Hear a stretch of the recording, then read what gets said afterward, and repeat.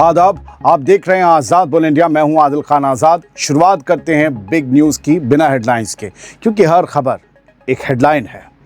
सबसे पहली खबर यह है कि ईरान के हमले में एक इंडियन की मौत हुई है और एयरपोर्ट टर्मिनल को नुकसान पहुंचने के बाद अब खुद ईरान के लिए मुश्किल पैदा हो सकती है और बड़ी धमकियां भी आ गई ईरान के लिए। ईरान के ताज़ा हमलों ने गल्फ़ रीजन में गुस्से को और ज़्यादा बढ़ा दिया है। 3 जून को सामने आई खबरों के मुताबिक कुवैत पर हुए ईरानी हमलों में एक भारतीय की एक इंडियन की मौत हो गई, जबकि एयरपोर्ट समेत कई जगहों को भारी नुकसान पहुंचा है।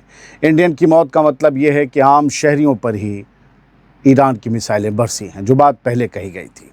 रिपोर्ट्स के मुताबिक ईरान की तरफ से दागे गए ड्रोन और मिसाइलों के दौरान कुवैत की फ़ौज ने 13 मिसाइलों और 17 ड्रोन्स रोकने का दावा किया, लेकिन इसके बावजूद कुछ ड्रोन अपने निशाने तक पहुंचने में कामयाब रहे। यानी ईरान ने 13 मिसाइलें और 17 से ज़्यादा ड्रोन दागे थे अकेले कुवैत पर। बहरीन पर मामला अलग है। कुवैत ने हमले के बाद अपनी कमर्शियल उड़ानें, अपनी कमर्शियल फ़्लाइट्स रोक दी और एयरपोर्ट पर हुए नुकसान की वजह से हालात का जायज़ा लेना शुरू कर दिया। इन हमलों में एक भारतीय की मौत की खबर ने मामले को और संगीन बना दिया है, जबकि कई दूसरे लोग भी ज़ख्मी बताए जा रहे हैं। 10 से ज़्यादा ज़ख्मी बताए जा रहे हैं। दोस्तों, गल्फ़ के सियासी हलकों में अब ये चर्चा तेज़ हो गई है कि ईरान के लगातार हमलों का जवाब सिर्फ बयानों से नहीं दिया जा सकता। यानी गल्फ़ में अब ईरान को मिलिट्री जवाब देने की बात होने लगी है। जीसीसी के कई बड़े चेहरे एकजुट रुख अपनाने की बात कर चुके हैं और अब ईरान के खिलाफ सख्त जवाब की मांग भी बढ़ रही है। अगली खबर जीसीसी से जुड़ी है, सुनिएगा। लेकिन इस खबर में एक पार्ट ये है कि इस बीच ईरान की सेमी ऑफिशियल न्यूज़ एजेंसीज़ ने ये दावा किया है कि ईरान ने अमेरिका के साथ सीज़फायर बढ़ाने के बारे में चल रही बातचीत और पैगामों का सिलसिला भी रोक दिया है। यानी एक तरफ गल्फ़ के मुल्क में गुस्सा बढ़ रहा है, दूसरी तरफ अमेरिका और ईरान के बीच तनाव फिर ऊपर जाता दिखाई दे रहा है। हालांकि कई सोर्सेस से ये खबर भी आई कि बातचीत जारी है, लेकिन बातचीत हो रही है, बातचीत नहीं हो रही है। जब ऐसी खबरें दोनों तरह की आने लगें तो समझ लीजिएगा टेंशन बढ़ रही है। अगली खबर का रुख करते हैं, क्योंकि जीसीसी ईरान से कुछ कह रहा है और ईरान ने भी पलटकर धमकी दी है और डोनाल्ड ट्रंप ने इसराइल के वजूद मिट जाने पर एक बड़ा बयान दिया है। कहा, मैं ही हूं जो बचा रहा हूं। सुनिएगा एक एक करके। ईरान के हालिया हमलों के बाद गल्फ़ कोऑपरेशन काउंसिल यानी जीसीसी ने ईरान के खिलाफ मोर्चा खोल दिया है। जीसीसी ने ईरान के खिलाफ सख्त बयान जारी किया है और 3 जून को कुवैत के साथ ही बहरीन पर हुए हमलों की सख्त मजम्मत की है। कहा है कि अब हम ऐसे हमले झेल नहीं सकते, बहुत हो चुकी शराफत। जीसीसी के सेक्रेटरी जनरल जासिम मोहम्मद अल बुदैवी ने कहा कि कुवैत और बहरीन के खिलाफ ईरान की लगातार कार्रवाई पूरे गल्फ़ रीजन की अमन और स्टेबिलिटी के लिए ख़तरा है। उन्होंने कहा कि आम लोगों और सिविलियन जगहों को निशाना बनाना एक ख़तरनाक और पहले कभी ना देखी गई एस्केलेशन है, जो पूरे इलाके को और ज़्यादा तनाव की तरफ धकेल रही है।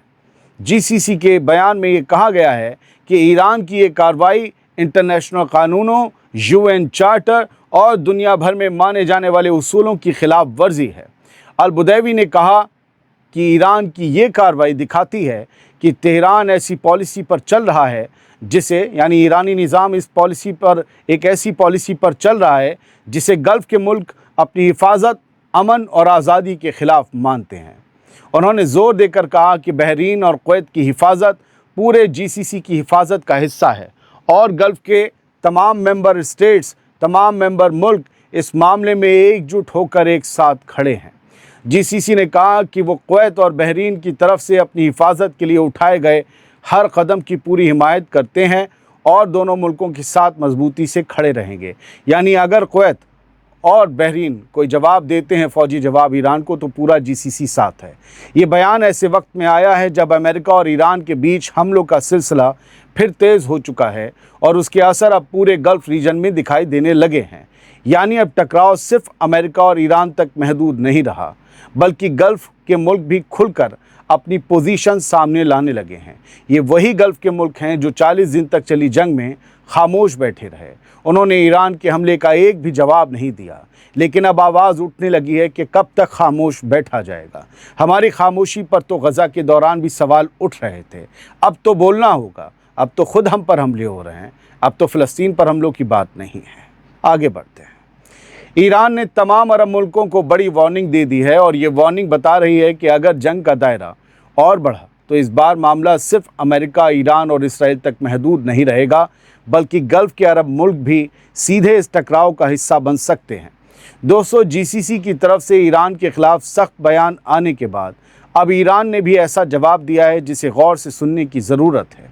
ईरान की फॉरेन मिनिस्ट्री ने अमेरिका के सेल्फ डिफेंस वाले दावे की पूरी तरह हवा निकाल दी है, उसे पूरी तरह खारिज करते हुए कहा है कि जो कुछ हुआ 2 और 3 जून की रात, जो हमले हुए ईरान के आइलैंड पर और दूसरी जगह, वो सेल्फ डिफेंस नहीं बल्कि सीधी जंग और सीज़फायर की खुली खिलाफ वर्जी है।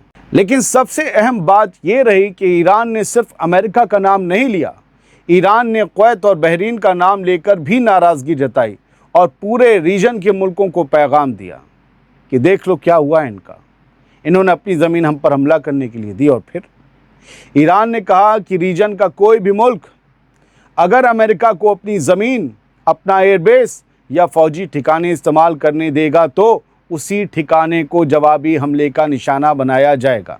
यानी ईरान कह रहा है बहरीन और कुवैत से हमले हुए थे इसलिए हमने कर दिए। यानी ईरान साफ कह रहा है कि आने वाले दिनों में अगर उसकी सरजमी या उसके मफाद पर हमला हुआ तो जवाब सिर्फ अमेरिका तक महदूद नहीं रहेगा, बल्कि उन मुल्कों तक भी पहुंच सकता है जहां से ऐसे हमलों को सपोर्ट मिलेगा। ईरान का ये बयान उस वक्त आया है जब 2 और 3 जून की रात अमेरिका ने स्ट्रेट ऑफ हॉर्मुज़ के करीब एक ईरानी जहाज़ और ईरान के केशम जजीरे, केशम आइलैंड पर मौजूद एक कम्युनिकेशन फैसिलिटी को निशाना बनाया था।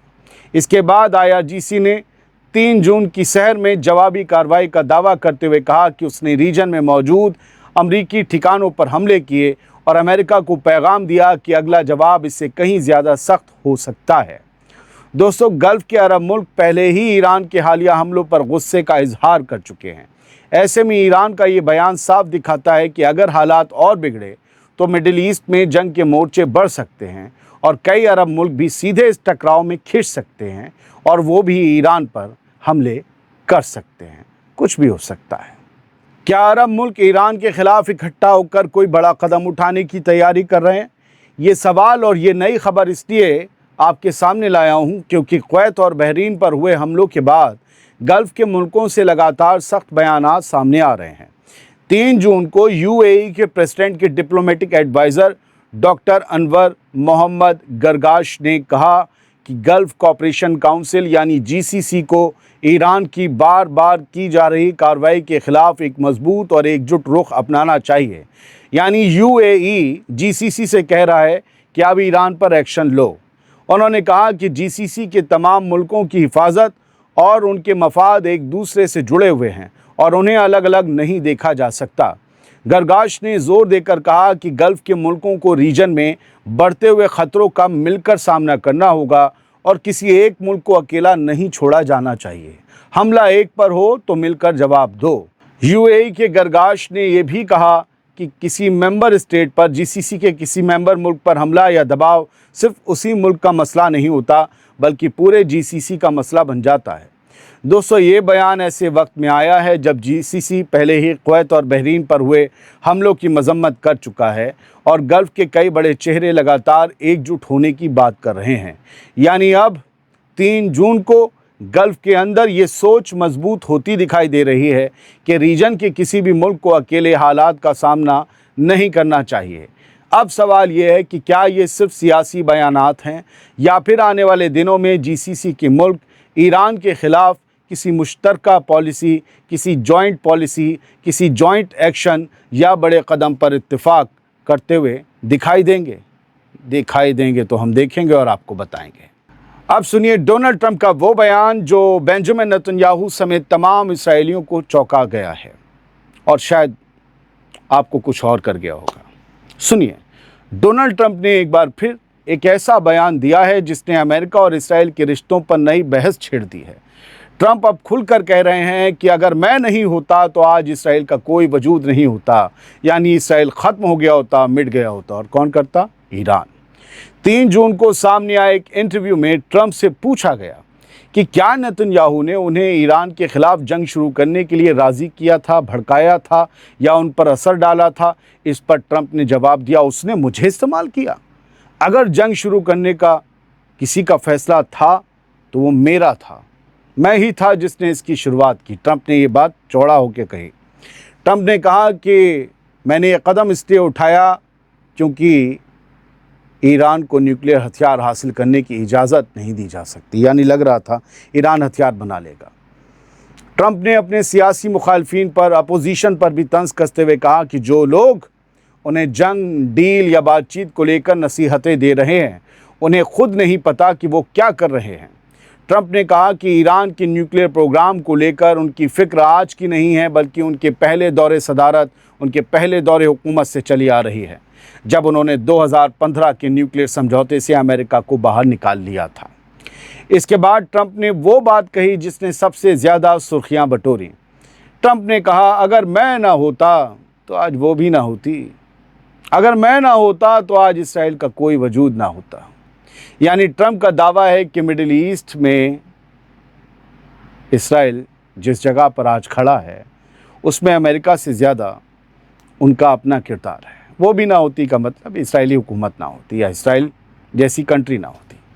دوستو، خاص بات یہ ہے کہ یہ بیان ایسے وقت میں آیا ہے جب امریکہ اور ایران کے بیچ ٹکراؤ پھر بڑھ رہا ہے اور اسرائیل لگاتار امریکہ سے اور زیادہ مدد اور سپورٹ حاصل کرنے کی کوشش کر رہا ہے۔ اب سوال یہ ہے کہ کیا ٹرمپ صرف اپنے دور حکومت کی تعریف کر رہے ہیں یا پھر وہ دنیا کو یہ بتانا چاہتے ہیں کہ اسرائیل کی سب سے بڑی طاقت امریکہ نہیں بلکہ خود ڈونلڈ ٹرمپ ہیں؟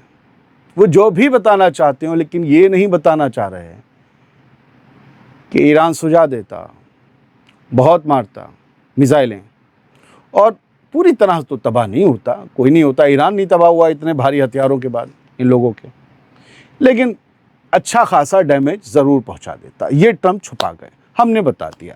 بہت بہت شکریہ، سلامت رہیے، خوش رہیے۔